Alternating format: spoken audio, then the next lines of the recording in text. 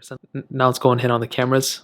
Now, like I said before, triple camera setup on the S20 FE, single camera setup on the Pixel 4a, a 12 megapixel wide angle lens on the S20 FE, 8 megapixel telephoto, and then a 12 megapixel ultra wide sensor, where we have a single 12.2 megapixel wide angle lens on the Pixel 4a. Now looking on the software between them, they look pretty much the same, but there are some bigger, I think you are getting more features on a phone like on the Samsung Galaxy S20 FE than on the Pixel 4a. And this has a lot to do with just the skinned version of Android that the S20 FE has, which, kind of works in its favor. Now you have similar things, you have single take, you have portrait mode, you have video, but in this more panel, you can see some of the bigger differences here. Look how many more capabilities you have on the S20 FE than on the Pixel 4a. And we're not even talking about the camera quality or anything. We're literally just talking about features.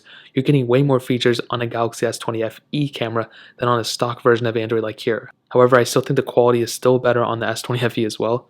As you can see, the Pixel 4a, you have a pretty decent single camera lens. Now, this isn't the best video quality or camera quality ever, but it kind of gives you an idea. You have the standard, photo taking capability, but you don't have that telephoto and you don't have that ultra wide sensor, which I think is one of its biggest downfalls in my opinion.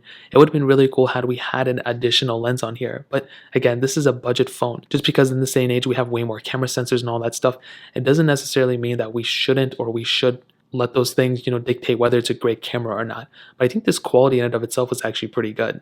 Whereas on the Samsung Galaxy S20 FE, I think this one has a pretty good camera. I will say it's almost the same as the S20, but you just don't have the capability of shooting 8K videos. You have 4K and 60 on this camera, which is really cool, but you don't have 4K at 60 on the Pixel 4a. You only have 4K at 30. So again, that's another small little thing. Not a ginormous deal, but still something I would tell people to do, like, have a good camera setup if you want, but 4K at 60 is something I would always recommend people to look for on a camera.